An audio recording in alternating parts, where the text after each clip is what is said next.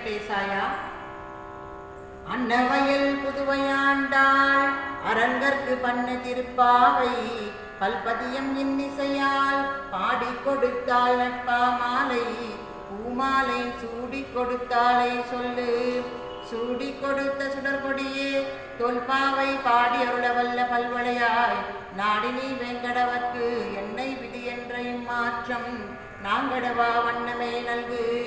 போதை பிறந்த ஊர் கோவிந்தன் வாழுமோர், சோதி மணிமாடம் தோன்றுமோ, நீதியால் நல்ல பக்தர் வாழுமோ, நான் மறைகள் ஓதுமோ, வில்லிபுத்தூர் வேத போனோர். பாதகங்கள் தீர்க்கும் பரமனடி காட்டும் வேதமனைத்திற்கும் வித்தாகும் போதை தமிழ். ஐயைந்து மைந்தும் அறியாத மானிடரை வையம் சுமப்பதும் அம்பு.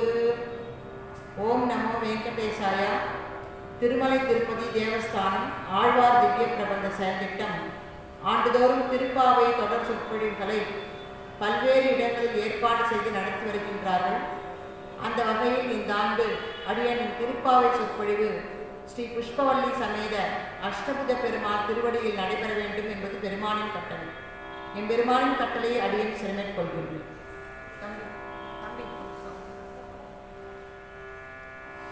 இன்றைய பாசுரம் 16வது பாசுரம். 10 பெண் பிள்ளைகளை எழுப்பி நம்மோடு சேர்த்து 5 லட்சம் ஆய்ச்சிறுமிகள் கண்ணனுடைய அரண்மனைக்கு செல்லுகின்றார்கள்.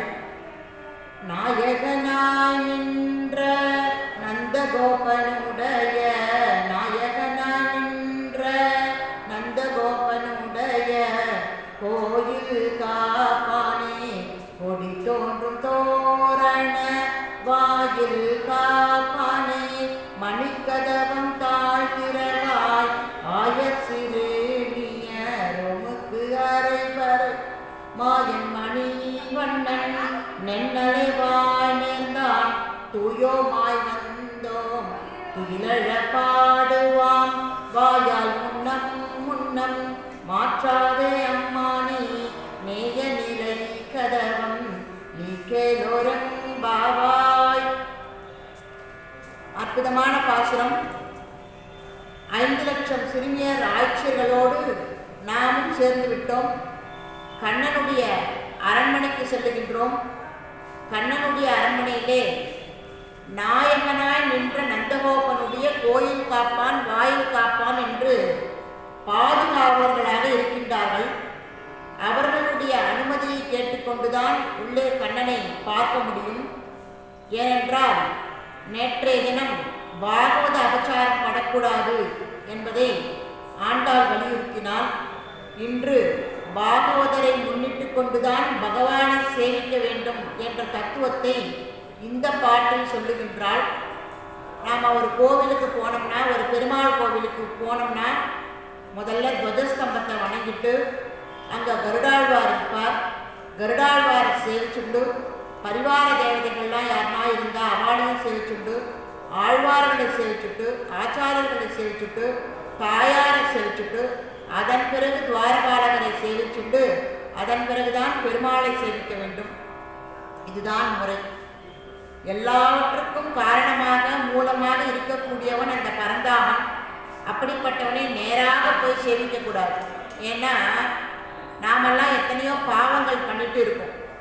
பாவங்கள் பண்ணிட்டு நேராக போய் பெருமாளை பார்த்தோம்னா பெருமாளுக்கு நம்ம மேலே ஒரு கோபம் வரும். இவ்வளோ பாவம் பண்ணிட்டு நீ வந்து என்னை சேவிக்கிறியே, வேதங்கள் சொன்னபடி வேதத்தில் சொன்னபடி நீ நடக்கவில்லையே, நேராக என்னை பார்க்க வந்துட்டியே அப்படின்னு நினைப்பாராம். அதனால் பகவானுக்கு பிடிச்ச அதிகாரியை அவருடைய திருவடியை பற்றித்தான் பகவானை நாம் பற்ற வேண்டும். அப்போது அந்த பகவானுக்கு பிடிச்சவா யாரு? வேதம் சொல்கிறபடி பகவான் சொல்கிறபடி நடப்பவர்கள். அப்படிப்பட்டவர்கள் நமக்கும் வேண்டப்பட்டவர்கள். ஒரு கை பகவான் கிட்ட கொடுப்பாராம் அடியார்கள் மக்கள் எல்லாம். அப்படி பகவானுக்காக தொண்டர்களாக இருப்பவர்கள் ஒரு கையை நம்மிடமும் ஒரு கையை பகவானிடமும் சேர்த்து விடுவார். சுவாமி நான் பரிந்துரை செய்கிறேன், இவர்களுக்கு அனுகிரகம் செய் அப்படின்னு சொல்லும் பொழுது பகவான் நீங்களே பரிந்துரை செய்கிறீர்களா? அப்போ நீங்கள் பரிந்துரை செய்தால் அது சரியாக தான் இருக்கும் அப்படின்னு பகவான் அருள் பண்ணுவார். அதனால தான் நம்ம கோவிலில் போகிற பொழுது கருடாழ்வாரை சேர்த்துட்டு அனுமனை சேர்த்துட்டு ஆழ்வார்களை சேவிச்சுட்டு, பிராட்டியை சேவிச்சுட்டு, ஆண்டாள் தாயாரை சேவிச்சுட்டு, அதன் பிறகு உள்ள துவாரபாலகரை சேவிச்சுட்டு போகும்போது இவா எல்லாம் நமக்காக சிபாரிசு பண்ணுவாள். அப்போ இவா எல்லாம் பெருமானுக்காக தொண்டு செய்பவர்கள், பெருமானுடைய இதயத்திலே இருப்பவர்கள். அந்த வேதத்தில் சொல்கிறபடி நாம் நடந்து கொள்ளாததால் நமக்கு பிடித்தவர்களுடைய அந்த துணை என்பது நமக்கு வேண்டும். அந்த நமக்கு பிடித்தவர்கள் பகவானுக்கும் பிடித்தவர்களாக இருக்க வேண்டும். அப்படி பகவானுக்கும் நமக்கும் பிடித்தவர்களாகத்தான் நாம் பகவானுடைய திருவடியை பற்ற வேண்டும். இப்போ உதாரணத்துக்கு யாரோ ஒருத்தர் முன்பின் தெரியாதவா நம்ம கிட்ட ஒரு 1000 ரூபாய் கடன் கொடுங்க, நாளைக்கு சாயங்காலம் கோவிலில் வரும்போது திருப்பி தந்துடுறேன் அப்படின்னு சொல்கிறாரு வச்சுக்கோங்க. நீங்கள் யார் என்னன்னு தெரியாது, பக்தி சொற்பொழிவு கேட்க வந்திருக்கீங்க, நீங்கள் எந்த அட்ரஸு, எந்த ஊர், எந்த பேர், எப்படி நான் 1000 ரூபாய் நம்பி கொடுக்கறது அப்படின்னு நம்ம கொஞ்சம் தடுமாறும், தயங்குவோம். அப்போது நமக்கு அறிமுகமான யாரோ ஒருத்தர் என்ன சொல்லுவார், சுவாமி அவர் நம்ம எங்காத்து பக்கத்து வீடு தான், தாராளமாக கொடுக்கலாம், அவருக்கு நான் கேரண்டி தரேன், நீங்கள் தாராளமாக கொடுக்கலாம் அப்படின்னு சொல்கிற பொழுது, ஓ நீங்கள் சொன்னால் சரி, ஏன்னா இவருக்கு தெரிஞ்சவர் அவர், அதனால் அவர் தெரிஞ்சவன்றதால் நீங்கள் சொன்னால் சரி நான் கொடுத்துட்றேன்னு வரேன். அதுபோல தான் நாமெல்லாம் பகவானுக்கு தெரிந்தவர்கள். நமக்கு தெரிந்தவர் யாரு? தாயார், அனுமன், கருடன், ஆழ்வார்கள், ஆச்சாரியர்கள், துவாரபாலகர்கள், இவாள்லாம் நமக்கும் தெரியும், பகவானுக்கும் தெரியும். அப்போ நம்மளை தெரிஞ்சவர் பகவான்கிட்ட சொல்கிற பொழுது சுவாமி வாழ்க்கை அருள் புண்ணிங்கோன்னும் போது பகவானுடைய அருள் சுலபமாக கிடைச்சிடுமா. அதைத்தான் பின்பற்றுகின்றால் ஆண்டாள் இந்த இடத்துல. அது ஆண்டாளுக்கு தேவையில்லை, ஆனால் நமக்கெல்லாம் தேவை. இப்படித்தான் ஒரு சாதாரண மனிதராக பிறந்து வாழ்ந்து கொண்டிருப்பவர்கள் இந்த முறையில தான் பகவானை சென்று அடைய வேண்டும். ஆச்சாரியர்களை முன்னிட்டு கொண்டு, துவாரபாலகர்களை முன்னிட்டு கொண்டுதான் நாம் பெருமானுடைய திருவடியை அடைய வேண்டும், அவரை சேவிக்க வேண்டும் என்பதற்காக நாயகனாய் நின்ற அப்படின்னு சொல்றாங்க. நாயகனாய் நின்றன்னா இந்த பாட்டுல நாயகனாய் நின்ற நந்தகோபனுடைய கோயில் காப்பானே, அது ஒரு நேரா ஒரே வரி. இந்த ஒரே வரியில யாருக்கு நாயகன்? பகவானுக்கே நாயகன், கிருஷ்ணனுக்கே தலைவன். கிருஷ்ணன் தானே ஆயர்பாடிக்கு தலைவன். அந்த கிருஷ்ணனுக்கும் தந்தையாக இருக்கக்கூடியவன் யார்? நந்தகோபர். அந்த நந்தகோபர் அந்த ஊருக்கெல்லாம் தலைவர், கிருஷ்ணனுக்கும் தலைவர், யசோதைக்கும் தலைவர், ஒரு பெரிய நாட்டாண்மைதாரர், ஒரு மதிப்புக்குரியவர். அந்த ஊர்ல அவர் நடந்து வந்தாலே எல்லாரும் எழுந்து நின்று சேவிப்பார். அது ஒரு பயம் கிடையாது, ஒரு மரியாதை. அது போல ஒரு நாயகன் ஸ்தானத்தை இருக்கக்கூடியவர். கண்ணனே பயப்படுவான். வைகுண்டத்துல பெருமாளுக்கு ஒரு ஆசை ஏற்பட்டுதான். வைகுண்டத்தில் எல்லாரும் பெருமாள் பெருமாள் சொல்லி பெருமாளுக்கு கீழே எல்லாரும் பயப்படுவா, பெருமாள் நினைச்சு பயப்படுவா. ஆனா நாம அடங்கி ஒடுங்கி நடக்கணுமே. அந்த மாதிரி நாம அடங்கி ஒடுங்கி பூலோகத்துல நடக்கணும்னா நமக்கு அப்பாவா யாரை தேர்ந்தெடுக்கிறது அப்படின்னு பகவானே தேர்ந்தெடுத்தானா. ராமச்சந்திரமூர்த்தியா அவதாரம் எடுக்கிற பொழுது தசரத சக்கரவர்த்தியை தன்னுடைய தகப்பனாராக தேர்ந்தெடுத்தான் எம்பெருமான். கிருஷ்ணனாக அவதாரம் பண்ற பொழுது 2 தகப்பனார்கள், 2 தாயார்களுக்கு அந்த பாக்கியம் கிடைத்தது. பெற்ற தாயார் தேவகி, பெற்ற தந்தை வசுதேவர், வளர்த்த தந்தை நந்தகோபன், வளர்த்த தாய் யசோதை. இவாளுக்கு இந்த பாக்கியம் கிடைச்சது. அப்போ நந்தகோபரை கண்டா கொஞ்சம் பயமா கிருஷ்ணனுக்கு. அப்பா கண்டா பிள்ளைக்கு பயம் வரும் இல்லையா? அதனால கிருஷ்ணனுக்கே ஒரு காவலாக இருக்கக்கூடியவன், ஒரு நாயகனாக விளங்கக்கூடியவன், ஒரு அரணாக விளங்கக்கூடியவன் யாரு? நந்தகோபன். அந்த நாயகனாய் நின்ற நந்தகோபனுடைய கோவில், கோவில்னா வீடு, அரண்மனை. அந்த அரண்மனைக்கு காவலாளியாக இருக்கக்கூடியவரே அப்படின்னு சொல்றான் இந்த இடத்துல. இப்போ நம்ம வீடு இருக்கு, வீட்டை சுற்றி என்ன பண்றோம்? மெயின் கேட்டு ஒன்று இருக்கும், ரோடோரம் ஒரு கேட் இருக்கும், சுற்றி காம்பவுண்டு சோறு போட்டிருப்பான். அந்த இடத்துல ஒரு குருகா உட்காந்துருப்பான் இல்லையா, ஒரு காவலாளி உட்காந்துருப்பான் இல்லையா. யாருக்கு உள்ள ஐயாவை பார்க்கணும், இருங்க நான் சொல்கிறேன் அப்படின்னு இன்டர்காமில் சொல்லுவார். அதன் பிறகு அவர் வரதா வேணாமா, எத்தனை மணிக்கு வரணும், ஏது வரணும், என்ன விஷயமா வரணும் எல்லாத்தையும் தெரிஞ்சுட்டு அப்புறம் உள்ள வர சொல்லுவார் இல்லையா. அதுபோல் அந்த கோவில் காப்பான்னு சொல்லக்கூடிய அந்த இடத்துல அந்த காவலாளி இருக்கிறார். அவர்கிட்ட அனுமதி கேட்குறானா இந்த இடத்துல ஆண்டாள். கோயில் காப்பானே, நாயகனாய் நின்ற நந்தகோபனுடைய கோயில் காப்பானே. அடுத்தது கொடித்தோன்றும் தோரணவாயில் காப்பானே அப்படின்னு சொல்றார். இவர் என்ன சொல்றார்? உன்னை எப்படிமா நாங்கள் உள்ள அனுப்ப முடியும்? நாங்கள் எல்லாம் 1000 சிறுமிகள், நாங்கள் சாதாரண பொண்ணுகள் கிடையாது, ஆயர் சிறுமிகள். நாங்கள் கண்ணன் மேலே சிறு வயது முதலே, நினைவு தெரிஞ்ச நாள் முதலே கண்ணன் மேலே பக்தி பக்தி பக்தி பக்தி காதல், அப்படி பக்தி காதலோடு நாங்கள் கண்ணனை வணங்குகின்றவர்கள். அதனால் எங்களை தடுக்காதீங்கோ, உள்ளே விடுங்கோ அப்படின்னு சொல்கிறார். அதுக்கு அந்த கோயில் காப்பான்னு சொல்கிறாராம், இந்த மாதிரி தான் பொம்பளை வேஷம் போட்டுட்டு நிறைய அரபிகள்லாம் வந்துட்டா. பூதனைன்னு ஒருத்தி வந்தா, அவன் என்ன பண்ணா, ஆய்ச்சிமார் மாதிரியே வந்தா வேஷம் போட்டுண்டு, மார்பகத்தில் பாலை வச்சுட்டு உள்ள அதில் விஷத்தையும் வச்சுட்டு வந்தா. கிருஷ்ணனை தூக்கி தாளாட்டுறேன் பார்க்குறேன்னு சொல்லி கொஞ்சறேன்னு சொல்லி மார்பகத்தில் இருக்கக்கூடிய பாலை கொடுத்து அப்படியே விஷத்தை கொடுத்து கிருஷ்ணனை சாகடிக்கலான்னு வந்தா. எங்கள் கிருஷ்ணன் என்ன பண்ணார், அவள் பாலை உறிஞ்சினார், விஷத்தை உறிஞ்சினார், ஜீவாத்மாவே சேர்த்து உறிஞ்சிட்டார். எப்படி உங்களெல்லாம் நம்ப முடியும்? அவளும் பெண் பிள்ளை தானே, பெண் பிள்ளைன்னு சொல்லிட்டு தானே உள்ள நுழைஞ்சு வந்தா. அவள் ஒரு அரக்கு இல்லையா? அந்த மாதிரி நீங்களும் எப்படி நாங்கள் சந்தேகப்பட்டு ஒன்று எப்படி உள்ள அனுப்புறது, எங்களுக்கு தயக்கமாக இருக்கு அப்படின்னு சொல்கிறாரா. அந்த மாதிரி கிடையாது. நாங்கள் எங்கள் உருவத்தை பாருங்க, நாங்கள்லாம் சின்ன சின்ன பசங்க, குட்டி குட்டியாக இருக்கக்கூடிய சிறுமிகள், ஆயர் சிறுமிகள். எங்களால் கண்ணனுக்கு எந்த தீங்கும் ஏற்படாது. ஏனென்றால் ஆயர் சிறுமியராக நாங்கள் கண்ணன் மீது பக்தி கொண்டவர்கள். பெருமானுடைய திருவடியை சேவிக்கணுன்றதுக்காகவே நாங்கள்லாம் காத்துருக்கோம். நாங்கள் அந்த மாதிரி பூதனை மாதிரி கிடையாது. அங்கே ராமாயணத்தில் சூர்பனகன்னு ஒரு பொண்ணு வந்தா, என்னென்னமோ கலகம் பண்ணா, என்னென்னவோ பண்ணிட்டு சீதா பிராட்டி கடத்தின் போகிறதுக்கு ஒரு காரணமாக இருந்தா. அந்த மாதிரி நீங்களும் உள்ளே வந்து ஏதாவது பண்ணிட்டீங்கன்னா அந்த சூர்பனக மாதிரியோ அந்த பூதனை மாதிரியோ அப்படிப்பட்ட பெண்கள் நாங்கள் இல்லை. நாங்கள்லாம் ஆயர் சிறுமிகள், கண்ணன் மீது காதல் கொண்டவர்கள். அதுவும் எப்படிப்பட்ட காதல், ஜீவாத்மாவுக்கும் பரமாத்மாவுக்கும் இடையேயான ஒரு காதல். அந்த காதலிலே பக்தி ரசம் இருக்கும், பக்தியோடு வந்திருக்கும். அது மட்டும் இல்லை, கண்ணனே எங்களை வர சொன்னான். கண்ணனுடைய கையெழுத்து போட்டு கொடுத்த ஏதாவது பேப்பர் இருக்கா அப்படின்னு கேட்குறாரு. கண்ணன் வர சொன்னான்னு சொல்லிட்டீங்க, கண்ணன் ஏதாவது பேப்பருக்கு கையெழுத்து போட்டு கொடுத்தானா, நாளைக்கு இவாள்லாம் என்னை பார்க்க வருவா, உள்ள அனுப்புங்க. வாயாலே சொல்லி வச்சான், நாளைக்கு வந்துருங்கோ, எங்கள் வீட்டு வாசல் எப்பவும் திறந்தே இருக்கோன்னுவா. அப்படிப்பட்ட வீட்டுக்கு போகிறதா பயமாக இருக்கும், 1008 செக்யூரிட்டி இருக்கும். வாயில் சொல்லிட்டுவா, எங்கள் வீட்டு வாசல் எப்பவும் திறந்தே இருக்க, தாராளமாக வரலாம் நீங்கன்னுவா. உள்ளே போனால் 1008 கேள்வி கேட்பா. யார் நீங்கள், எதுக்காக வந்தீங்க, அவர் எங்கே பார்த்தீங்க, எப்படி பழக்கம், எந்த விஷயத்துக்காக சந்திக்க வந்திருக்கீங்க, ஏதாவது முன் அனுமதி கடிதம் வச்சுருக்கீங்களா, என்னென்னமோ கேட்பா.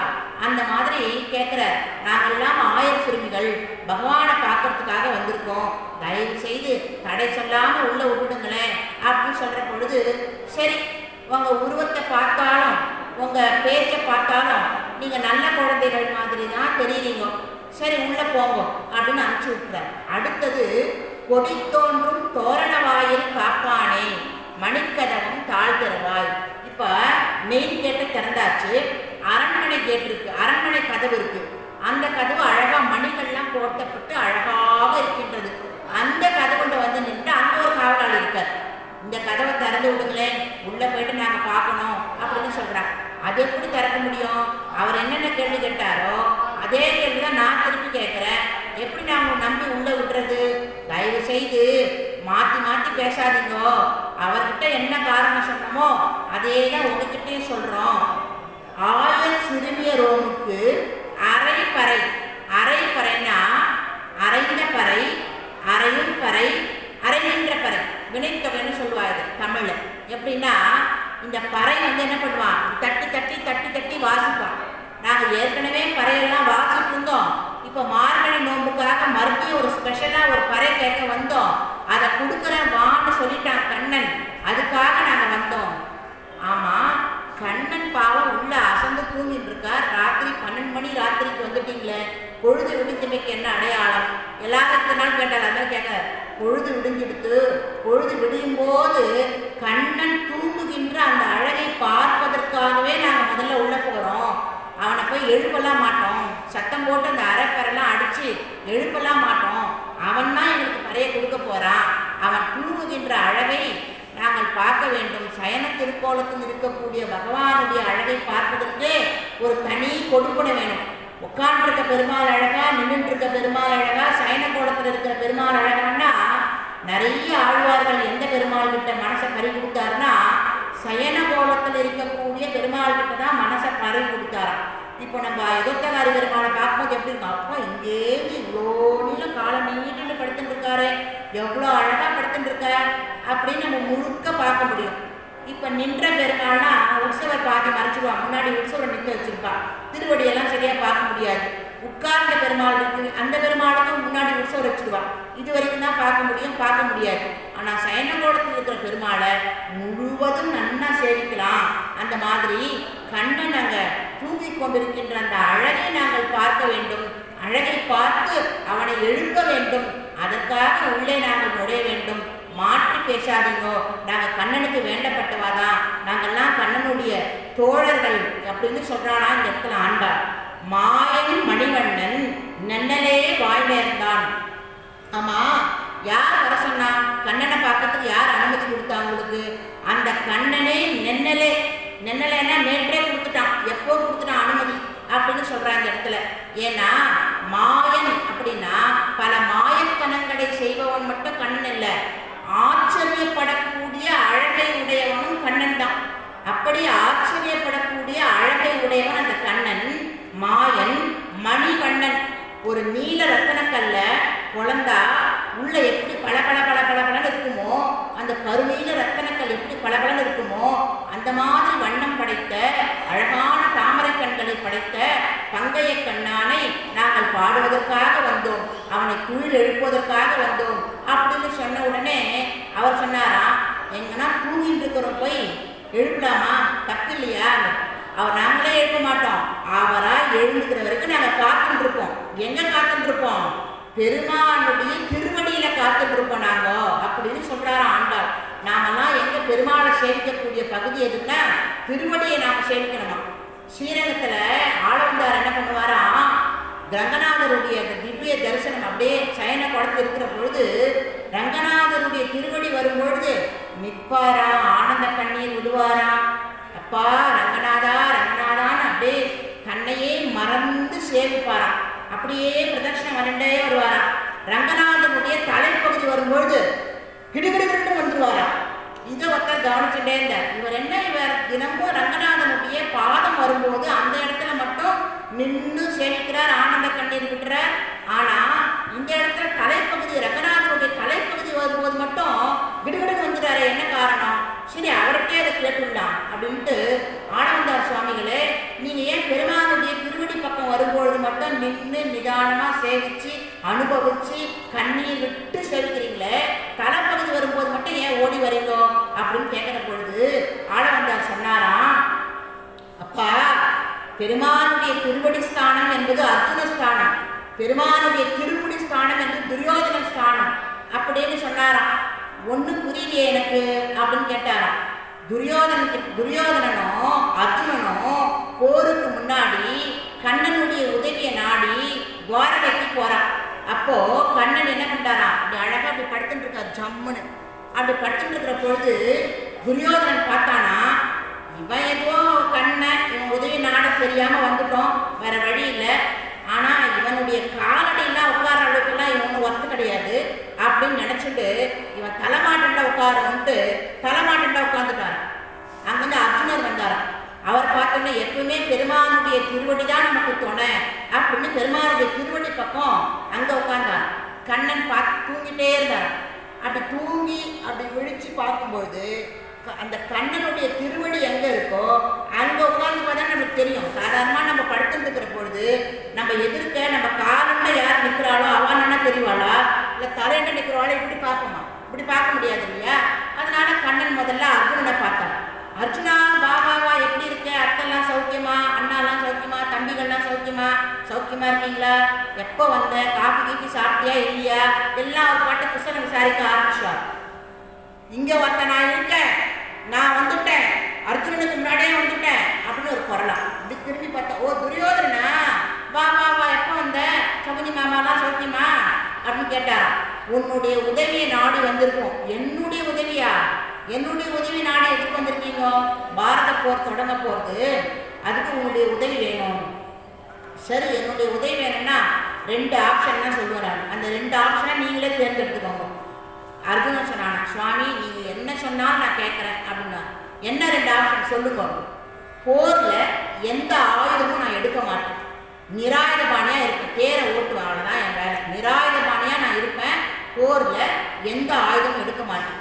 அப்படிப்பட்ட நான் ஒரு பக்கம், என்னால் ட்ரைனிங் பண்ணப்பட்ட ஆஃபீஸர்கள்லாம் நல்ல படைலாம் இருக்கு இல்லையா, கப்பற்படை, விமானப்படை, குதிரைப்படை, யானைப்படைலாம் சொல்லுவாள், அந்த மாதிரி நல்ல சேனாதிபதிகள்லாம் இருக்கக்கூடிய படைப்பலம்லாம் ஒரு பக்கம். இந்த படைப்பலம் வேணுமா, இல்லை தேரில் உட்காந்து எந்த ஆயுதமும் தூக்காமல் நிராயுத பணம் இருக்கிற நான் வேணுமா?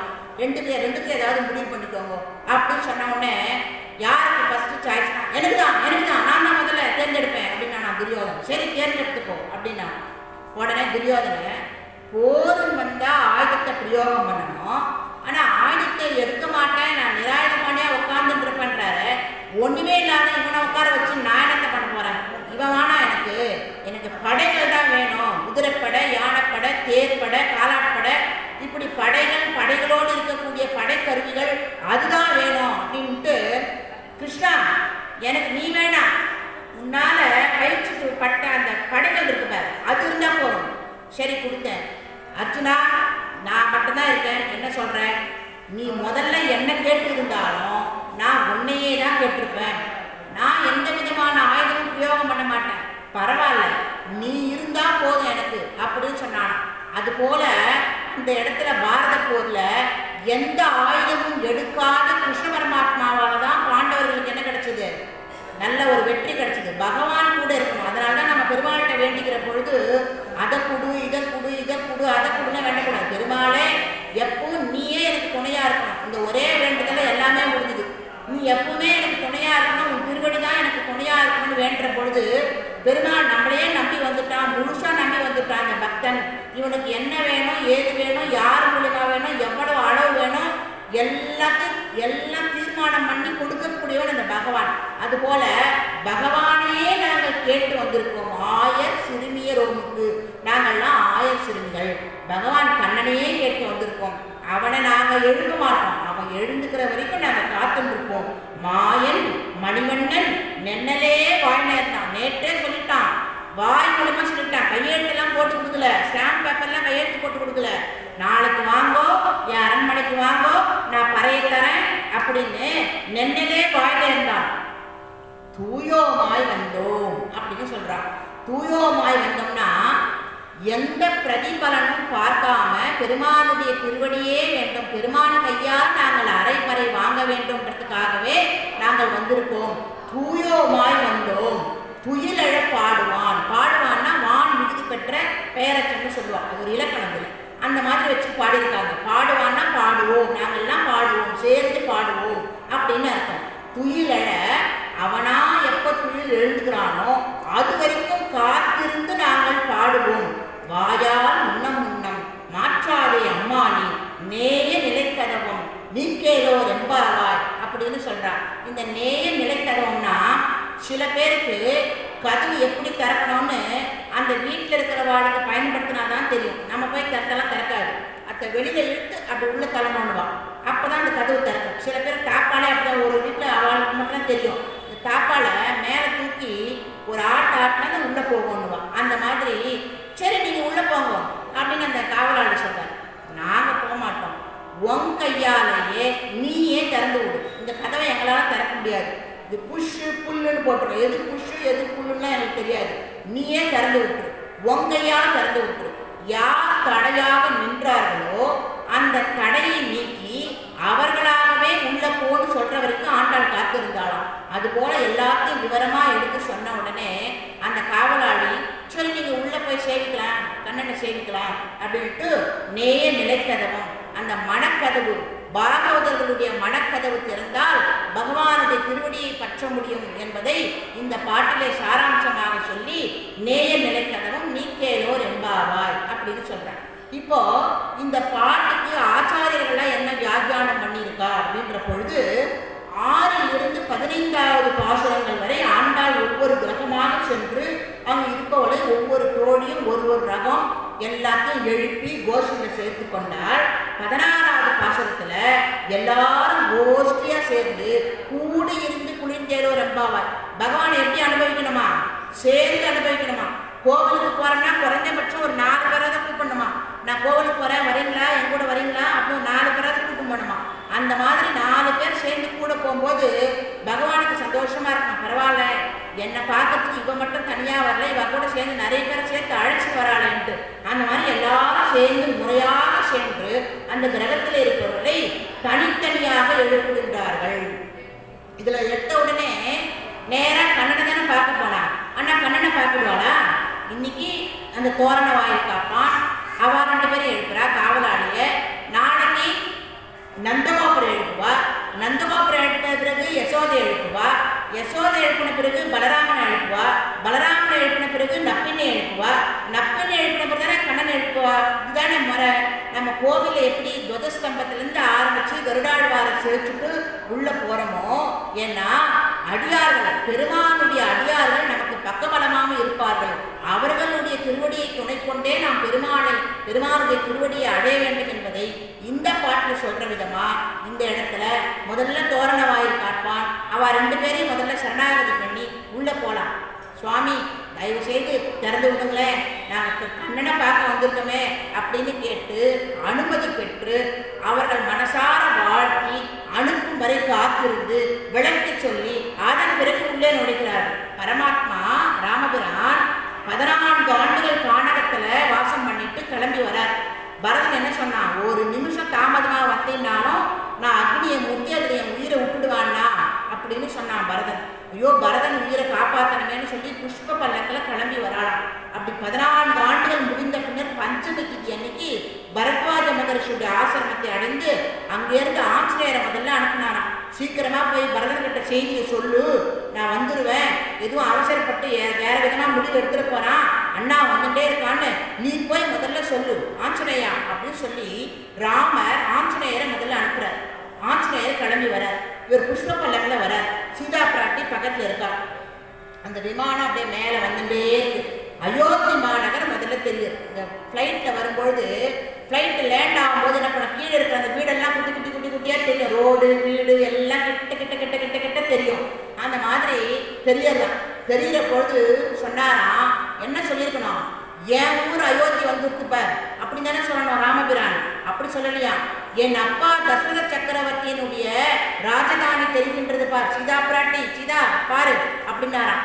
தன் தகப்பனாரை, அந்த முன்னோர்களை முன்னிட்டு கொண்டுதான், அப்படிப்பட்ட அந்த தகப்பனாரையினுடைய திருவடியை முன்னிட்டு கொண்டுதான் இன்னும் நான் இருக்கிறேன்றத, நாம எப்படி வாழணும்ன்றத ராமன் அன்னைக்கே கோடிட்டு காண்பித்தார். இங்க பார், எங்க அப்பாவுடைய ராஜ்யம் தெரியுது பார், தசரத சக்கரவர்த்தியினுடைய ராஜ்யம் தெரியுது பார், நம்ம ஊர் வந்து விட்டது பார் அப்படின்னு சொன்னாராம். அப்போ சொல்லும் பொழுது என் தகப்பனார் மாதிரி வேற யாரும் கொடுக்கணும் இருக்கும் அப்படின்னு தானே சொல்லுவான். எங்க அப்பா மாதிரி யாருமே வரமாட்டான் அப்படின்னு தானே சொல்லுவான். ஆனா ராமன் சொன்னானா, என்ன மாதிரி பிள்ளை கிடைக்கிறதுக்கு அவருக்கு ரொம்ப கொடுக்கணும். என்ன ராமன் இப்படி சொல்றாரு, மாற்றி சொல்றாரு, அப்பாவை காட்டிலும் ஞானவனாகவும் பொருள் சேர்க்கறதுல பெரிய ஆளாக இருந்தும் வல்லானாக இருந்தாலும் எப்பொழுதுமே தந்தைக்கு பெருமை சேர்ப்பவனாகவே இருக்க வேண்டும். பித்ரு தேவதையை நாம் கொண்டாட வேண்டும். அதனால நம்மளுடைய முன்னோர்கள் யாரெல்லாம் இதுவாயிட்டாலோ, பெருமாள் திருவடி போய் சேர்ந்தாலோ, அவளை வருஷத்துக்கு ஒரு முறையாவது என்ன பண்ணணும், நாம சேவிக்கணுமா.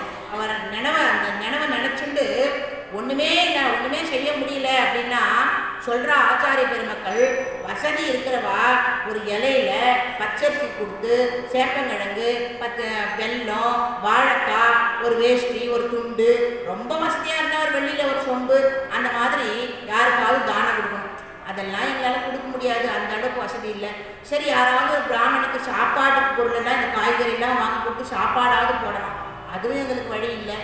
அப்போது ஒரு பிடி அகத்திக்கீரையாவது வாங்கி ஒரு பசுமாட்டுக்கு கொடுக்கணும், அதுவும் என்னால் முடியாது. ஒரு பிடி சாதத்தையாவது எடுத்து காக்காய்க்கு வச்சு காக்காய் முன்னூத்தில் வந்து புத்திருக்கள் வந்து சாப்பிடுவான்னு நினச்சி ஒரு பிடி சாதமாவது வைக்கணும், அது கூட என்னால் முடியாது. ஏதோ வேலை போயிட்டே இருக்கேன் நான். அப்படியா, 2 கையில் தீர்த்தத்தை எடுத்து மேலே வானத்தை பார்த்து பூமியில் விட்டு, மேலே இருக்கக்கூடிய பித்ரு தேவதைகளே, என்னால் இன்னைக்கு உங்களுக்கு தேவையான சமையலை செய்து கொடுக்க முடியல, அதனால் இந்த 2 கையில் இருக்கக்கூடிய தீர்த்தத்தையே அமுதாக நினச்சி ஏற்றுக்கொள்ளணும்னு நினச்சி விடணும், அதுவும் என்னால் முடியல அப்படின்னா கட்டை விரல்ல தீர்த்தத்தை தோச்சி எள்ளு அதில் ஒட்டி, அதில் எத்தனை எள்ளு ஒட்டி இருக்கோ அத்தை கீழே பூமியில உதறி இதையாவது ஏற்றுக்கொள்ளுங்க. அதுவும் என்னால முடியாது அப்படின்னா வயல்வெளி பக்கமா இருக்கக்கூடிய இடத்துக்கு போயிட்டு வரப்பு மேல நின்று வானத்தை பார்த்து, பித்ருக்களே என்னால எதுவுமே செய்ய முடியல, எல்லா விதமான சுவையோட போஜனம் கொடுத்ததா நினைச்சு என்னை ஆசீர்வதிக்கணும்னு நினைச்சு வாயாலையாவது சொல்லுன்றான். இந்த அளவுக்கு பண்ண முடியலன்னா வாயாலையாவது சொல்லிக்கணும். அப்பதான் பித்ருக்களுடைய ஆசீர்வாதம் இருக்கணும். ஒரு இடத்துல நம்ம நல்லபடியா இருக்கணும், மேலும் மேலும் முன்னேறணும்னா அந்தந்த குடும்பத்தினுடைய குலதெய்வத்தை நம்ம ஆராதனை பண்ணணும். இஷ்வாகு வம்சத்துல ராமருடைய குலதெய்வம் ரங்கநாத பெருமாள். இங்க நம்மளுடைய குலதெய்வம் என்னமோ அந்த குலதெய்வத்தை ஆராதனை பண்ணணும். அடுத்தது பித்ருக்களுக்கு முறையான காரியத்தை செய்யணும். அப்படி செய்ய முடியலன்னா புரட்டாசி மாசம் வரக்கூடிய மாலை அமாவாசைக்கு அன்னைக்கு சொன்ன பார்த்தீங்களா, விஜயராக பெருமாள் திருப்புக்குள் இருக்கக்கூடிய விஜயராக பெருமாளுக்கு போய் தர்ப்பணம் கொடுத்துட்டு சேவிச்சுட்டு வந்து, அப்பா பித்ருக்களே ஏதோ என்னால் முடிஞ்சதை செய்கிறேன், என் வம்சம் நல்லா இருக்கணும், என் குடும்பம் நல்லா இருக்கணும்னு வேண்டிட்டு வரணுமா. இதைத்தான் ராமன் சொன்னார். தசரத சக்கரவர்த்தி உயிரோடு இல்லைன்னாலும் என் அப்பா ஆண்ட ராஜ்யம் பார், இதோ அயோத்தி வந்துருக்கு பார், என் அப்பாவுடைய ராஜதானி தெரியுது பார், சீதை பாரு அப்படின்னு விமானத்திலிருந்து காமிச்சார். ராமபிரான் மாதிரி ஒரு ஞானமும் ஒரு அனுஷ்டானமும் வேறு யாருக்குமே கிடையாது. அந்த மாதிரி அனுஷ்டானம் பண்றதா இருந்தாலும் சரி, ஞான வகையிலும் சரி, மனுஷனாக நடந்து காட்டினான். மனுஷனா பிறந்தா எப்படி வாழணும்னு நடந்து காட்டினான். சுக்ரீவனிடத்துல ராமபிரான் பரதன் மாதிரி ஒரு சகோதரன் கிடைக்கிறது கஷ்டம். பரதன் என்ன பண்ணான், தனக்கு கிடைத்த ராஜ்யத்தை கூட தூக்கி எறிஞ்சிட்டு என்னுடைய பாதையை தூக்கிட்டு போனானே, அந்த மாதிரி ஒரு தம்பி கிடைக்கிறதுக்கு நான் புண்ணியம் பண்ணியிருக்கணும். சுக்ரீவன் போன்ற ஒரு நண்பன், அந்த மாதிரி ஒரு நண்பன் கிடைக்கிறதுக்கு நான் புண்ணியம் பண்ணியிருக்கணும். கஷ்டம், அப்படி கிடைக்கிறதே கஷ்டம் இந்த உலகத்துல. ஆனா நீ கிடைச்சிருக்க. அப்பாவுக்கு என்ன மாதிரி பிள்ளை கிடைப்பது கஷ்டம்னு இப்பதான் நம்ம கவனிக்கணும். என்னடா இது, நம்மள மாதிரி பிள்ளை கிடைக்கிறது கஷ்டம், எங்க அப்பா மாதிரி ஒரு அப்பா கிடைக்கிறது கஷ்டம் தானே சொல்லணும். ஆனா தற்புகழ்ச்சியே சொல்லிட்டாரு, தன்னை தானே போட்டுட்டாரு ராமர். அவர் அந்த மாதிரி இருக்க மாட்டாரு, ஞானமானாச்சே, ஏன் அவர் அந்த மாதிரி சொல்றாரு அப்படின்னா, எனக்கு அப்பா கிடைத்தது மாதிரி வேறு யாருக்கும் அப்பா அமைய மாட்டார். ஒரு க்ஷணம் கூட என்னுடைய பிரிவை தாங்க முடியாம பிராணத்தையே தியாகம் பண்ணாரு தசரத சக்கரவர்த்தி. எத்தனை அப்பாக்கள் இந்த மாதிரி உலகத்துல உண்டு? பையனுடைய பிரிவை தாங்காம உயிரை விட்ட அப்பாக்கள் எத்தனை பேர் இருக்கா? இல்லையே.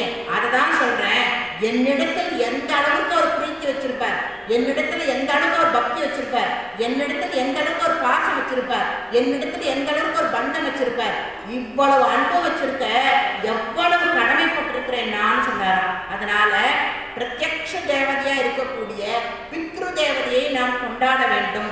அந்த தத்துவத்தை நன்கு உணர்ந்தவனாக ஆண்டாள் இருந்தனால்தான் நாயகனா நின்ற நந்தகோபருடைய அப்படின்னு ஆரம்பிக்கிறார். கிருஷ்ணன் நேரம், கிருஷ்ணா உங்க வீட்டுக்கு வந்திருக்கோம், கதவர சொல்லு, கிருஷ்ணனுடைய அப்படி ஆரம்பிச்சிருக்கான்ல. நாயகனா நின்ற நந்தகோபன் கிருஷ்ணனுடைய அப்பாவே, அப்பாவை முன்னிட்டு கொண்டுதான் பிள்ளைய. ஒரு கிரகத்துல 10 பேர் இருக்கா, கூட்டு குடும்பம், வாட்டில 10 பேரை கல்யாணத்தை கூப்பிடணும்னா என்ன பண்ணுவான்? 10 பேருக்கு தனித்தனியா இன்விடேஷன் வச்சுட்டு இருக்கோமா, வந்துருங்க கல்யாணத்துக்கு, வந்துருங்க கல்யாணத்துக்குன்னு.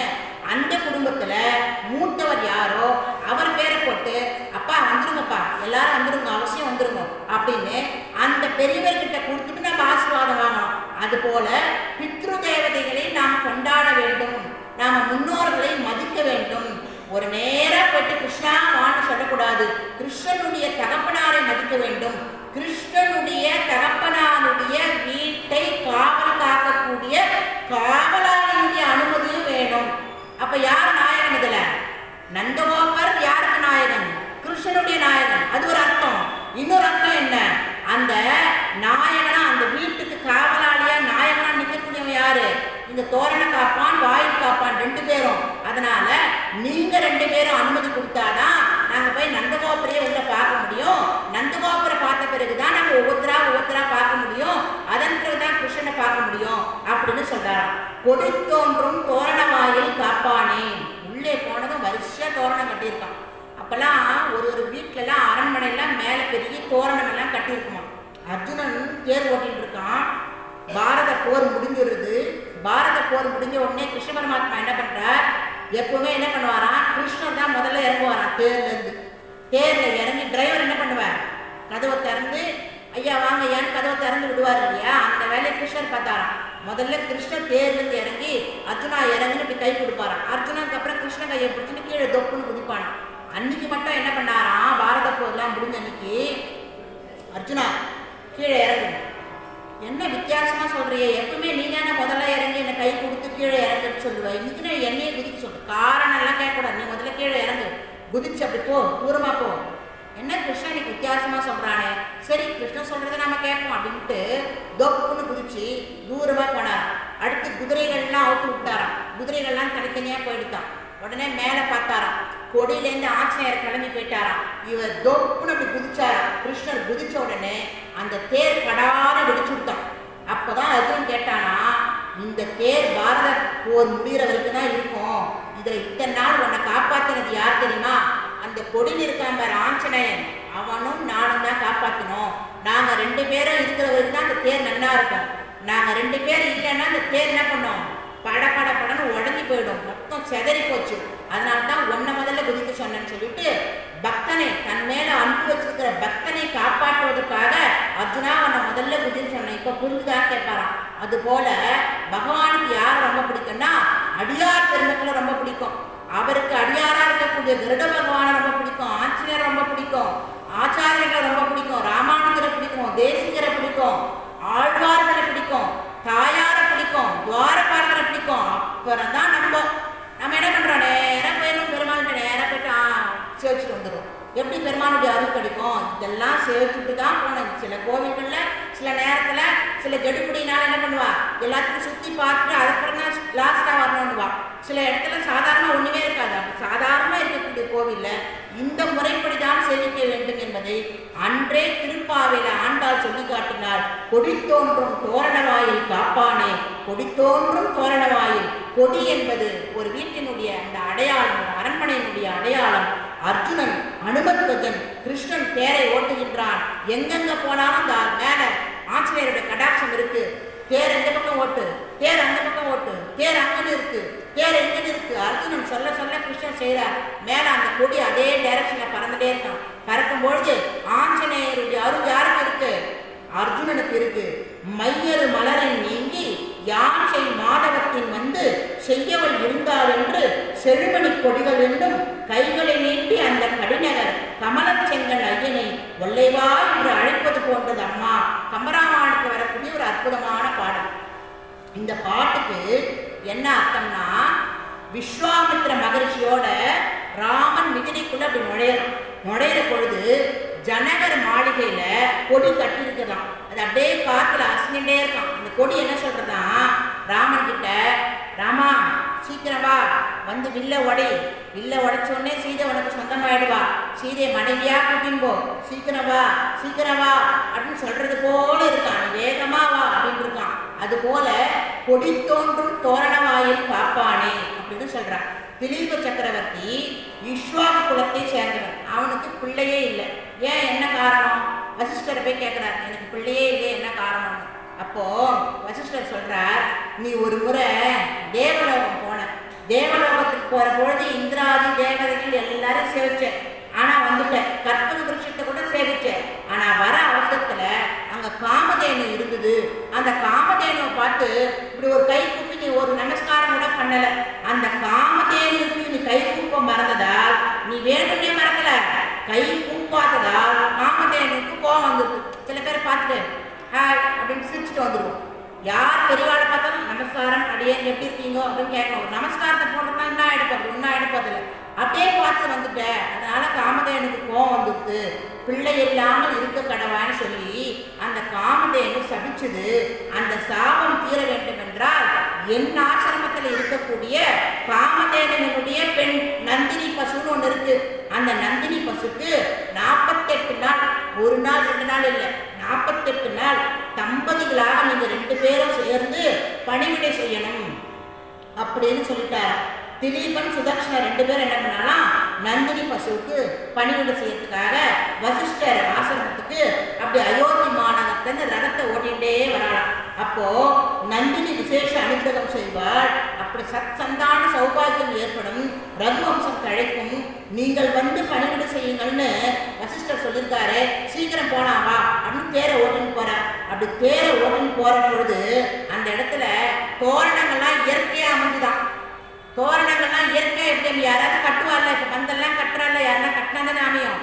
தோரணங்கள் இயற்கையா அமைஞ்சுதான். எப்படி அமைஞ்சதுன்னா சாரச கட்சிகள் எல்லாம் வரிசை வரிசையா போச்சான் இவளை வரவேற்கிறதுக்கு. ரதத்துல வரக்கூடிய தம்பதிகளை வரவேற்கிறதுக்கு சாரச கட்சிகள்லாம் அழகா ரெண்டு பக்கமும் இவ ரதம் ஓட்டின்னு போயிட்டே இருக்கா. மேல ரெண்டு அந்த தோரண வாயில் மாதிரி அழகா அப்படி போயிட்டே இருக்கலாம். அதை அழகா சொல்றாராம் காளிதாசன், அவ்வளவு அழகா வர்ணித்து சொல்றாராம். அந்த மாதிரி இந்த இடத்துல தோரண வாயில், அந்த தோரணமா கட்டி இருக்கக்கூடிய அந்த வாயிலை காப்பவனே என்னை உள்ள விட்டுட, நான் கண்ணனை பார்க்க வந்திருக்கோம், கண்ணன் கிட்ட வர கேட்க வந்திருக்கோம் அப்படின்னு சொல்றாராம். நந்தகோபருடைய இல்லத்துல நீங்க வந்திருக்கீங்க, உங்களால ஏதாவது கண்ணனுக்கு தீங்கு ஏற்பட்டா என்ன பண்றது? பயமுள்ள தேசம் இது. இது அயோத்தி கிடையாது. அயோத்தினா தசரத சக்கரவர்த்தி இருக்கார். தசரத சக்கரவர்த்திக்கு ராமன் ஒரு பையன் இருந்தான். அந்த ராமனுக்கு நல்ல திடகாத்திரமான 3 தம்பி இருந்தான். லக்ஷ்மணன் இருந்தான், பரதன் இருந்தான், சத்ருகன் இருந்தான். அதனால ராமனுக்கு அங்க எந்த பயமும் கிடையாது. ஆனா இந்த பயமுள்ள தேசம், இந்த கம்சன் ஒவ்வொருத்தரையா அமைச்சுட்டு இருக்கான். பூதனை ஒருத்தி அமைச்சான், சகடாசுரன் ஒருத்தன் அமைச்சான், சக்கர வடிவத்துல ஒருத்தன் வந்தான், பகாசுரன் ஒருத்தன் கொக்கு வடிவத்துல வந்தான், திருநாவத்துல ஒருத்தன் வந்தான்.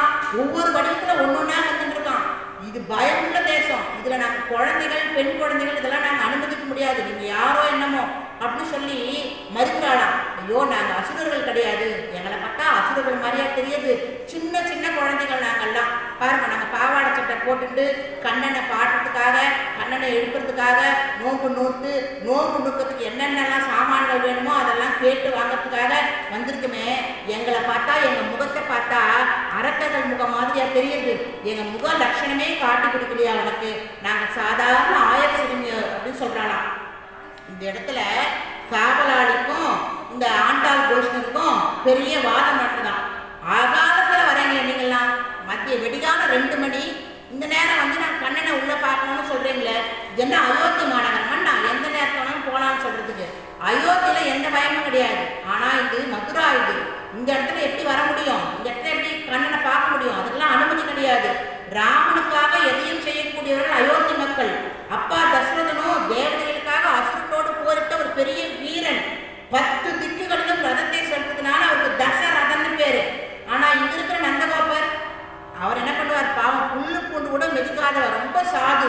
அவர் என்ன பண்ணுவார்? எப்படி நம்பிக்கை அனுப்புறது? ஆனா இந்த நிலைமை எப்படியா, இங்க எழக்கூடிய ஒவ்வொரு பூண்டும் ஒவ்வொரு செடியும் அசுர பூண்டு, அசுர செடி.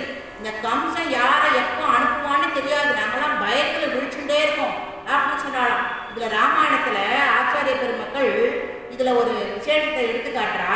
என்னன்னா, ராமன் என்ன பண்ணானா, நேராக காட்டுக்கு போறான், குகப்பெருமானை சந்திக்கிறான், குகனை சந்திச்ச உடனே அடுத்து பரதன் வரான், பாதுகையை வாங்கிட்டு போறான். இந்த நிலைமை எல்லாத்தையும் கேள்விப்படுறான் குகன். அன்னைக்கு ராத்திரி ஆச்சு. அண்ணா நீங்க தூங்குங்க, நீங்களும் மண்ணியை தூங்குங்க, நான் காவல் காக்கிறேன் அப்படின்னு சொல்லி லக்ஷ்மணன் காவல் காத்தாரான். சரி, அடுத்த நாள் காத்தால எழுந்து பார்த்து குகன்லாம் வந்தான். என்ன குகன், நீ எல்லாம் நல்லா தூங்குனியாக? நாங்க தூங்கவே இல்லை ராமா. ஏன்? லக்ஷ்மணன் தானே காவல் காத்தா, நீங்க நிம்மதியா தூங்க வேண்டியதானே? இல்ல, ஏற்கனவே ஒரு தம்பினால ராஜ்யம் போச்சு, அவன் வந்து பாதிக்க வாங்கிட்டு போயிட்டான். இப்போ ஒரு தம்பி இருக்கான் கூடவே லக்ஷ்மணன்னு, இவனால ஏதாவது உனக்கு எதிராக ஆயிட போகுதுன்னு உடுக்குள்ள பயம். அதனால ராமனாகிய ஒன்னையும் சீதா பிராட்டியும் தூங்க வச்சுட்டு லக்ஷ்மணன் சுத்தி வந்தான் காவலுக்கு. லக்ஷ்மணனால உங்க 2 பேருக்கு ஏதாவது ஆயிட போகுதோன்னு லக்ஷ்மணன் சுத்தி வந்தேன். நான் சுத்தி வரதை பார்த்து என்னுடைய வேடர்குல மக்கள்லாம், ஐயோ நம்ம தலைவருக்கு ஏதாவது ஆயிட போகுதுன்ட்டு அவ சுத்தி வந்தான். ராத்திரி முழுக்க நம்ம சுத்தி வந்துட்டு யாருமே தூங்கலன்னாராம். அது போல என்ன சொல்றாளாம், கிருஷ்ணனுக்கு எத்தனையோ ஆபத்துக்கள்லாம் வந்திருக்கு, அதனால வெளியே போங்க, நாங்க உள்ள விடமாட்டோம், வெளியே போங்க அப்படின்னு. ஆயர் சிறுமிகள், நாங்கள் சாதாரண சிறுமிகள், ஆயர் சிறுமிகள், சின்ன குழந்தைகள், அபலைகள், எங்களை பார்த்து இப்படி பேசலாமா? துவாரபாலகர்கள் ரொம்ப கெட்டிக்காரர்களாம். உங்களை பெண்ணுன்னு சொல்லி விட முடியாது, நாங்கள் பெண் குழந்தைகள், எங்களை உள்ள விடுறதுக்கு என்ன, எங்களால் என்ன ஆபத்து வந்துட்டு போகிறது கண்ணனுக்கு அப்படின்னு சொல்கிற பொழுது, பெண்ணால் தானே இந்த லோகமே கெட்டு போகிறது. பெண்ணுன்னு சொல்றியே, பெண்ணால் லோகமே கெட்டு போகிறது. துச்சமாக ஒரு வார்த்தையை சொல்கிறாளாம். ஏன்னா அன்னைக்கு தினம் காட்டில் ராமாயணத்தில் என்ன நடந்தது?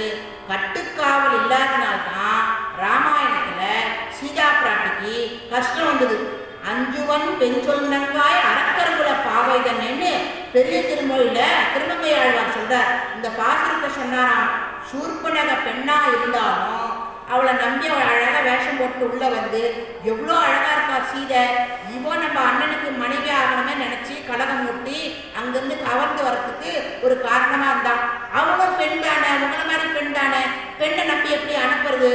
மங்கை கைகையை சொல் கேட்டு மன்னர் புகழ் தசரதனும் மரணமானான். நங்கை அவள் சீதை சொல் கேட்டு ஸ்ரீராமன் சென்றான் மான் பின். தங்கை அவள் சூர்பனகை சொல் கேட்டு ராவணனும் கிளையோடு தானும் மாண்டான். நங்கை சொல் கேட்பது என்றால் கேடு வரும் நாடுகளுக்கு மக்களே, இந்த உலகத்தில் இருக்கிறவங்க எல்லாம் கூப்பிட்டு சொல்றோம். அதனால பெண்ணு நினைச்சு யாரையும் உள்ள விட மாட்டோம். நீங்களாம் பெண் குழந்தைகள் உள்ள விடுன்னு சொல்றீங்க, விடமாட்டேன், உள்ள விடவே மாட்டேன் அப்படின்ற காவலாளிகள். இந்த கைகேயே பெண்ணுன்னு சொல்லி தான் என்ன பண்ணா, அவள் 2 வரம் ஏற்கனவே கொடுத்தியே, அதை இப்போ நான் சாதகமாக பயன்படுத்திக்கிறேன்னு சொல்லி ஸ்ரீராமச்சந்திரமூர்த்தியை 14 வருஷம் காட்டுக்கு அனுப்பினான். அவள் பெண்ணு தானே. ஸ்ரீராமச்சந்திரமூர்த்தி காட்டுக்கு போறாருன்னா அது காரணம் யாரு? இந்த கைகேயை வாங்கின வரம். அந்த கைகேய்க்கு அந்த யுக்தியை சொல்லி கொடுத்தது யாரு? பூனி மந்திர. அவளும் ஒரு பெண் தானே, அந்த கேள்வி ஒரு பெண் தானே. அதனால பெண்ணுன்னு நம்பி உள்ளெல்லாம் அனுப்ப முடியாதுமா அப்படின்னு சொல்றாராம். பெண்ணினுடைய நிலைமைய சாஸ்திரம் சொல்றது. அப்போ ஒரு பெரிய சொற்பொழிவே நடத்துறாராம். யார்? அந்த காவலாளி. யார்கிட்ட? ஆண்டாள் கிட்ட. ஆண்டாள் கிட்ட வேதம் பெண்ணினுடைய வார்த்தையை நன்றாக கேட்கலாம்னு சொல்றது. நீங்க தப்பா சொல்லிட்டீங்க காவலாளி அப்படின்னு எடுத்து சொல்றானா ஆண்டாள். பெண் வார்த்தை கேட்பது தர்மம். இங்க நன்றாக கவனிக்கணும். பெண் அதிகமாக சொல்லக்கூடாது. முறை தவிர சாஸ்திரத்துக்கு மீறி நடக்கக்கூடாது. தன்னுடைய பட்டா தன்னிடத்தில் அதிகமாக அன்பு வைத்துக்கிறான்றதுக்காக அவரை வேற விதமா பயன்படுத்திக்க கூடாது. இப்படி இருக்கிற பெண், அப்படி இருக்கிற பெண் பேச்செல்லாம் கேட்கலாமே. நாங்க எப்படிப்பட்டவங்க தெரியுமா? கண்ணனுக்காக தொண்டு செய்யணும், கண்ணனுக்காக அவனை பார்த்து வரம் வாங்கணும், கண்ணனுக்காக அரைப்பறை வாங்கணும், அதுக்காக வந்திருக்கோம். நாங்க பெண்ணு தான், நாங்க யாருக்கும் தீர்த்து செய்யாத பெண்கள், ஆயுள் சிறுமியர் நாங்கள், எங்களை பெண்ணு நினைச்சு தாராளமா நீ உள்ள விடலாம் அப்படின்னு விளக்கம் சொல்றாளாம். அஞ்சலிக்கும் குறும்பி கைகேயி அப்படின்றார். தசரதன் கதறி அழுதும் தன்னுடைய அந்த வரத்தை மட்டும் விட வேண்டியாம். யாரு? கைகேயி. லக்ஷ்மணன் தடுத்தாலும் மான் வேண்டும் என்று அடம் பிடித்தா சீதா. சொல்லத்தகாத வார்த்தைகளை சொன்னா சூர்பனக. இவையெல்லாம் அதிகப்படியான சொன்ன விஷயங்கள் பெண்ணாக இருந்துட்டு, அதனால அந்த சமாதானத்தை நான் எப்படி ஏற்றுக்கிறது அப்படின்னு மறுபடியும் வாதம் பண்ணார். அப்போ ஆண்டாள் சொல்றாளாம், குசேலருடைய தர்மபத்தினி துருவ மாதா சுனிதி இவர்கள் சொல்றதெல்லாம் கேட்க வேணான்னு வேதம் சொல்லவே இல்லையே. சுனிதியினுடைய அம்மா சொல்றத கேட்கலாமே, சுனிதி கேட்கலாமே, துருவனுடைய அம்மா சொல்றத கேட்கலாமே. அவ வேதம் சொன்னபடி நடக்கிறவள். அதே மாதிரி குசேலருடைய மனைவி வேதம் சொல்கிறபடி நடக்கிறவள். அந்த மாதிரி பெண்கள் பேச்செல்லாம் கேட்கலாமே. போன யுகத்துல நடந்த விஷயம் இது. அப்போ ஒரு காவலாளி இல்லாதனால தானே அனந்தம் ஏற்பட்டது. பெண்ணுன்னா விட முடியாது. மறுபடியும் வாதம். இவாளும் விடலை, ஆண்டாள் கோஷ்டும் விடலை. இது ரொம்ப கெட்டிக்காரன். அரைக்கு சூர்ப்பு நகையை போய் எங்க கூட ஒப்பிடலாமா? அரைக்கு சூர்ப்பு நகை எப்பேற்பட்டவோ? அவ ஆடை மயக்கி, ராமனை மயக்கி, லக்ஷ்மணனை மயக்கி என்னென்னமோ தகாத வார்த்தையெல்லாம் பேசினா. ஆனா நாங்க எல்லாரும் வாசல்ல வந்து உங்ககிட்ட நின்று இந்த நிமிஷம் வரைக்கும் உன்னை ஏதாவது தகாத வார்த்தை பேசணுமா? உனக்கு மரியாதை கொடுக்குறோம்ல. நாயகனா நின்று நந்தகோபருடைய வாயில் காப்பானே, தோரண வாயில் காப்பானேன்னு உனக்கு மரியாதை கொடுத்தானே பேசுறோம். சூர்பனக மாதிரி அசப்பா அசமமா பேசிட்டு இருக்கோம். நாங்க அந்த மாதிரிலாம் பேசலையே, நன்னா தானே பேசுறோம். கோபஸ்திரீ அரக்கி இருவருக்கும் வித்தியாசம் உண்டா? கோபஸ்திரீ வடிவில நீங்களாம் சொல்றீங்க ஆயர் சிறுமியர்னு. அந்த ஆயர் சிறுமியர் ரூபத்தில் தானே பூஜனை வந்தா. பூதனை கூட போய் எங்களை ஒப்பிடலாமா? அது எவ்வளோ பெரிய அரக்கி, அது எவ்வளோ பெரிய உருவத்தோட வச்சுட்டு வந்தது. ஆனா எங்க முகத்தை பாருங்க காவலாளி, நாங்கெல்லாம் கிருஷ்ணன் மேல அன்பு வச்சுட்டு இருக்குவார். கிருஷ்ணனை தவிர எங்களுக்கு உலகத்துல வேற எதுவுமே தெரியாது. அப்படிப்பட்ட எங்களை போய் உள்ள விட மாட்டேன்னு மறுக்கலாமா அப்படின்னு வாதம் பண்ணாலாம். பறை மாயன் மணிவண்ணன் நென்னலே வாய் நேர்ந்தான். சரி, எதுக்காக நீங்க வந்திருக்கீங்க இந்த அரண்மனைக்கு அப்படின்னு கேட்கிறார் காவலாளி. நாங்க பறை வாங்கறதுக்காக வந்திருக்கோம். பறைன்றது ஒரு வாத்தியம். அரை பறைன்னா அரைகின்ற வாத்தியம். அந்த வாக்கியம் வாங்கிதான் நாங்கள் நோம்பை என்ன பண்ண போகிறோம், நூக்க போகிறோம். அந்த நிலவரையில எங்களெல்லாம் அடைச்சி வச்சிருந்தாலோட பாதாள சிறை மாதிரி. அப்போ என்ன சொன்னார் எங்களுடைய குலகுருலாம், கிருஷ்ணன் ஒருவன் தான் மெய்காப்பாளன், அத்தனை கோபஸ்திரிகளுக்கும் காப்பாளனாக இருக்கக்கூடியவன் கிருஷ்ணன் ஒருவன் தான். அவனுடைய மேற்பார்வையில இந்த 5 லட்சம் பெண்களையும் நோட்டு நுட்கத்துக்காக மார்கழி மாசம் வெடிய காத்தால 3 மணிக்கு நம்பி அனுப்பலாம் அப்படி சொன்னாரு இல்லையோ. அதனால கிருஷ்ணனை பார்க்க வந்திருக்கோம், நோம்புக்கு எதை கூட துணையாவான்னு சொல்ல வந்திருக்கோம். அதே மாதிரி நோம்புக்கு என்னென்னலாம் உபகரணம் வேணுமோ அது கிருஷ்ணனை கேட்டே நீங்க வாங்கிக்கலாம்னு சொன்னா, அதுக்காக அந்த பறைன்னு சொல்லக்கூடிய வாத்தியத்தை நாங்கள் என்ன பண்ணுவோம், ராமா ராமா கோவிந்தா கோவிந்தான்னு பாட்டு பாடிட்டே வருவோம். அந்த பறை என்ற வாத்தியத்தை வாங்கிறதுக்காக நாங்கள் வந்திருக்கோம் அப்படின்னு சொல்ற பொழுது, சரி இவ்வளோ சொல்றீங்க, ஆமா கிருஷ்ணன் தான் சொன்னான்னு நான் எப்படி நம்புவேன், கிருஷ்ணன் உண்மையிலே சொன்னானா அப்படின்னு கேட்கிறாரு காவலாளி. அப்போ இவன் சொல்றாளா ஆண்டாள், கிருஷ்ண பரமாத்மா திரௌபதி கிட்ட சொல்றார். என்ன சொல்றாருன்னா, ஸ்வர்க்கமானது கீழே விழுந்தாலும் விழும், இந்த பிருத்திவி இந்த பூமி இருக்கு பார் அது சிதறி போனாலும் போகும், இந்த இமாச்சல பர்வதம் இருக்கு பார் அந்த பர்வதம் பொடி பொடியா போனாலும் போகும், இந்த பெரிய சமுத்திரம் இருக்கு பார் அந்த சமுத்திரம் வத்தி போனாலும் போகும், ஆனால் என்னுடைய வார்த்தை மட்டும் எப்பவுமே வியர்த்தமாகாது. நான் ஒருத்தருக்கு வார்த்தை கொடுத்துட்டேன்னா அந்த வாக்கை நான் காப்பாற்றுவேன். பெருமாள் என்ன சொல்றாராம், என்னுடைய அடியார்களுக்காக என் கையோட நான் அர்த்திப்பேன். அப்படிப்பட்ட அன்பு இருக்கு எனக்கு அடியார்கள் மேல. திரௌபதி கவலைப்படாத, நான் வாக்கு கொடுத்துட்டேன், பாண்டவர்களை காப்பேன்னு பாண்டவர்களை காப்பேன், இத்தனை நடந்தாலும் நடக்கும், ஆனா என் வாக்கு மட்டும் பொய்க்காது அப்படின்னு சொன்னா. அப்படிப்பட்ட அந்த ராமன் தான் கிருஷ்ணனா இப்ப அவதாரம் எடுத்திருக்கான். அவன் வார்த்தை சொன்னானே, நேற்று நென்னலே வாயில இருந்தான், நாளைக்கு வா நான் அரைமுறை தரேன் அப்படின்னு சொன்னானே, எப்படி அவன் வார்த்தை பொய்யாகும்? அவன் பொய் சொல்ல மாட்டான், பொய் சொல்லி ரெண்டையும் திருடுவான். ஆனா எங்களை வர சொன்னது உண்மையான விஷயம்தான். உள்ளே விடுங்களேன், இவ்வளோ கேள்வி கேட்டுருக்கீங்களே, உள்ளே விடுங்களேன் அப்படின்னு சொல்லி அப்படியே அடிப்பணியக்கூடிய விதமா கையை கூப்பி கேட்கிறாங்க, எங்களை உள்ள விடுங்களேன் அப்படின்னு. சரி உள்ள விட்டுறேன்னே வச்சுக்கோங்க. உள்ள போய் என்ன பண்றத உத்தேசம், நீங்களாம் இவ்வளோ பேர் வந்திருக்கீங்க, குழந்தைகள்லாம் பொம்பளை குழந்தைகள்லாம் வந்திருக்கீங்க, உள்ள போய் என்ன பண்றதா உத்தேசம், துயிலெழ அவன் துயில் எழுவான். அப்படி எழும்போது அவனை போற்றி நாங்கள் எல்லாம் பாடுவோம்.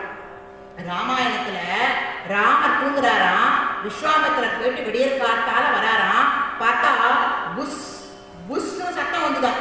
என்னடா அது ராமன் இருக்கிற இடத்துல புஷ் புஷ் சட்டம் வருதுன்னு பார்த்தா, ராமன் வைகுண்டத்துல அந்த ஆதிசேஷன் மேல எப்படி பள்ளி கொண்டிருப்பாரோ அந்த மாதிரி லக்ஷ்மணன் பக்கத்துல இருக்க, லக்ஷ்மணன் ஆதிசேஷனுடைய அந்த சொரூபம் அங்க வைகுண்ட நாதனாக விஸ்வாமித்திரருக்கு காட்சி தரவே.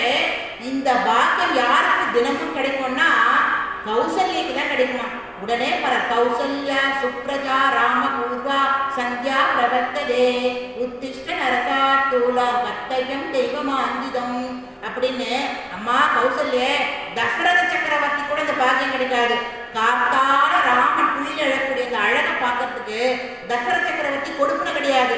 ஏன்னா அவன் கைகேயுடைய அறையிலே இருப்பான். ஆனா நீ உங்கூட தான் ராமன் தூங்குவான். காலங்காத்தால அவன் எழுந்துக்கிற அழக நீ தான் பார்க்க முடியும். உனக்கு அப்புறம் கொடுப்புன கிடைச்சது யாருக்கு தெரியுமா? விஸ்வாமித்திர மகரிஷியான எனக்கு கிடைச்சது அந்த கொடுப்புன. இவ்வளோ அழகா சயன கோலத்துல ஆதிசேஷன் மேல இப்படி பள்ளி கொண்டிருக்கானே, இப்படி அழகா தாமரை கண்களை அப்படியே கண்ணை மூடி படுத்துட்டு இருக்கானே, என்ன அழகு இந்த ராமன், அந்த வைகுண்டநாதனே ராமனா பிறந்திருக்கானே அப்படின்னு அனுபவிச்சு சொல்றாராம். அதுவும் தாயை முன்னிட்டு கொண்டு சொல்றார். கௌசல்யா சுப்ரஜா, கௌசல்யனுடைய மகனே எழுந்துரு அப்படின்னு சொல்றாராம். அது போல கண்ணன் துயில் எழும்போது நாங்கள்லாம் பார்க்க வேண்டாமா அப்படின்னு சொல்ற ஆண்டாள். இந்த பாசுரத்துல ஆண்டாள் இப்படி அடியவர்களை முன்னிட்டு கொண்டு பாகவதர்களை முன்னிட்டு கொண்டுதான் பகவானை சேவிக்க வேண்டும் சொல்லும் போது நகைச்சுவையா ஒரு ஆச்சாரியர் கதை சொல்றார். என்னன்னா, ஒரு முறை ஒரு தேசத்துல தன்னுடைய மகனுக்கு கொண்டு பார்த்துட்டு இருக்காராம் அந்த தேசத்து ராஜா. இந்த இளவரசன் நன்னா இருக்கானா, இந்த மகத நாட்டு இளவரசன் நன்னா இருக்கானா, இந்த ராஜா தேசத்து இளவரசன் நன்னா இருக்கானான்னு. அப்போ வான் வழியா மகாலட்சுமி தாயார் கருடன் மேல பெருமாள் கூட போயிட்டே இருக்காளாம். மகாலட்சுமி தாயார் அந்த பொண்ணை பார்க்கறாளாம், அந்த ராஜாவுடைய பொண்ணு, அந்த இளவரசியை பார்த்தீங்களா இளவரசி எவ்வளோ அழகா இருக்கா, என்ன மாதிரியே இருக்கா. குழந்தை அழகா இருந்தான்னு சொல்லுவோம், மகாலட்சுமி மாதிரி இருக்கான்னு சொல்லுவோம் இல்லையா, அந்த மாதிரி எவ்வளோ அழகா இருக்கா பாரு. இவளுக்கு எப்படிப்பட்ட புருஷன் வாய்க்க போறான் தெரியுமோ, உங்களை மாதிரி மகாவிஷ்ணு மாதிரி தான் புருஷன் வாய்க்க போறான் அப்படின்னு சொன்னாலாம். கிடையவே கிடையாதுன்னாராம் பெருமாள். என்னது கிடையவே கிடையாதா, என்ன சொல்ற? அவ பண்ணின பாவம் போன ஜென்மத்துக்கு அவளுடைய கர்மவன, அவளுக்கு எப்படிப்பட்ட புருஷன் கிடைக்க போறான் தெரியுமா? சொன்னா நீ கோச்சு கூடாது, அப்புறம் என் கூட சண்டை போட வரக்கூடாது. பரவாயில்ல சுவாமி சொல்லுவோம், அப்புறம் இப்பவே சொல்லிட்டேன் என் கூட சண்டைக்கு வரக்கூடாது. இல்லை சண்டைக்கு வரல, அப்படியே வந்துட்டு இருக்கானாம். ஊர் ஓரத்துல எல்லாரும் சாப்பிட்டு போட்ட எச்சலையாம், அந்த எச்சலையில் இருக்கிற பருத்திய வயசு ஒருத்தன் சாப்பிட்டு இருக்கான். உடம்பெல்லாம் அசகுணம். இவன் தான் அவளுக்கு பர்த்தாவா வரப்போறான், இவன் தான் அவளுக்கு கணவனா இருப்பான்.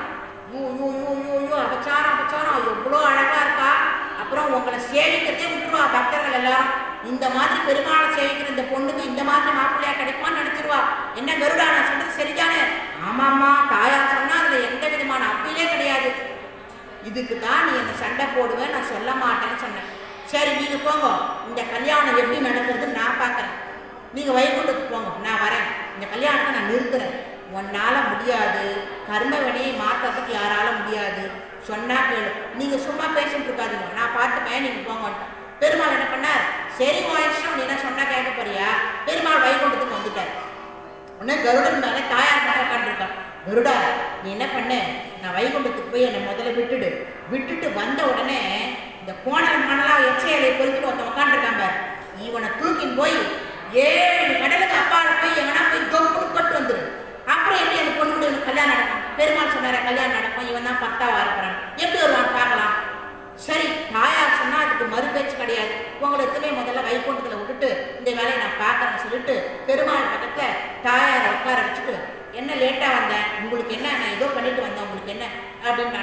சரி நீ பண்றதா பண்ணு அப்படின்னு மனசுல நடந்து சுத்திட்டே இருக்காரான் பெருமாள். இவன் என்ன பண்ணா, அந்த அஷ்ட பொண்ணாரு கூட அந்த ஆளை எடுத்துட்டு போயிட்டு கருடன் என்ன பண்ணார், நேரா போயிட்டு 7 கடல் தாண்டி கப்புன்னு கீழே போட்டாராம். போட்ட உடனே ஐயோ அப்படி கீழே வந்தானா. ஐயோ பாவம். உடனே கருடனுக்கு என்ன ஆயிப்போச்சு, பரிதாபம் வந்துருக்கு. அவன் பாட்டுக்கு பாவங்க எச்சலை பொறுக்குன்னு ஏதோ அவன் வயத்துக்கு சாப்பிட்டு இருந்தான். இப்போ 7 கடல் தாண்டி வந்து இவனை போட்டோம். இவனுக்கு பசுக்குமே என்ன பண்றது பாவம். இவனுக்கு சாப்பிட்றதுக்கு ஏதாவது ஆகாரத்தை நம்ம கொடுக்கணுமே, அதை கொடுக்க மறந்துட்டுமே. சரி அந்த கல்யாண வீட்டில் கூடக்கூடியா நிறைய லட்டு வச்சிருப்பா, அதில் ஒரு கூடை தூக்கிட்டு வந்து இவங்கிட்ட போட்டு போயிடலாம், அந்த பிரியாட்சத்தை மாதிரி பண்ணலாம் அப்படின்ட்டு கருடாழ்வார் மறுபடியும் இந்த பொண்ணு கல்யாணத்துக்கு வர இளவரசி கல்யாணத்துக்கு. அன்னைக்கு அது ஆந்திர தேசமா, ஆந்திர தேசத்துல கல்யாணம் பண்ணுறதுக்கு முன்னாடி என்ன பண்ணுவான்னா, அழகா நன்னா அலங்காரம் பண்ணி ஒரு பெரிய கூடையில உட்கார வச்சு பட்டு துணி போட்டு மூடிடுவாளாம். அந்த மாதிரி இந்த இளவரசியும் மூடி வச்சுட்டார். இவர் பார்த்தார், அடடா இதுதான் லட்டு கூட போட்டிருக்கு, போய் நேராக அவங்ககிட்ட கொடுத்துடலாம், பாவம் பசியோட அலையாண்டு இருக்கான், பாவம் நம்மளுக்கு என்னத்துக்கு அவன் பாவம் அப்படின்னு அந்த கூடைய காத்துக்கின்னு போறார். தூக்கின்னு போயிட்டு பசிக்கிறதேன்றானா, பசிக்கிறது கட்டா லட்டு கூட வச்சுட்டமே, சாப்பிடு லட்டு சாப்பிடு. அந்த துணியை எடுத்து விலகி பார்த்தா அந்த இளவரசி அழகா உட்காந்துருக்கான். கருடனுக்கு தூக்கி வாரி போட்டுருது. ஆனா அந்த இளவரசி கற்புக்கரசி. அவன் என்ன பண்ணா, இதே முகூர்த்தத்துல தான் எனக்கு ஒரு மாப்பிள்ளையை பார்த்து கல்யாணம் பண்ண வைக்க எங்க அப்பா ஏற்பாடு பண்ணார். இந்த முகூர்த்தத்துல இந்த துணியை விலகி பார்த்தவன் இந்த அசக்கோணல்காரன், இவன் தான் என் புருஷன், நீங்க என்ன பண்ணுவோம் என்ன கல்யாணம் பண்ணிக்கோங்கட்டாலாம். 2 பேரும் தொடர்ந்து ஆள் இருந்து ஆசீர்வாதம். கருடன் என்ன பண்ணாரா, ஆசீர்வாதம் நல்லா சௌக்கியமா இருக்கும். உடனே பெருமாள் அங்கிருந்து எந்த அக்ஷதை போடுனாரா தாயாருக்கு. எதுக்கு அக்ஷதை போட சொல்றீங்க, என்ன கல்யாணம் ரொம்ப நல்லா நடந்துருக்கு, நான் பார்த்த மாப்பிள்ளை தானே அப்படின்னு. நீ பார்த்த மாப்பிள்ளை அந்த எச்சலை பிடிக்கணும் உட்காந்துருந்தானே கோணலம் மணலா, அவங்க கூட தான் கல்யாணம். எந்த புரோகிதர் நடத்தி வச்சா, நீ அனுப்பி வச்சே கருடன், அவர் தான் நடத்தி வச்சா, நல்லா ஆசீர்வாதம் பண்ணு. ஐயோ கர்ம வினைக்கு தாண்டி எதுவுமே பண்ண முடியாது, இந்த உண்மையை புரிஞ்சுனே, சரி குடும்பம் அப்படின்னு ஆசீர்வாதம் பண்ணாலாம் தாயார்.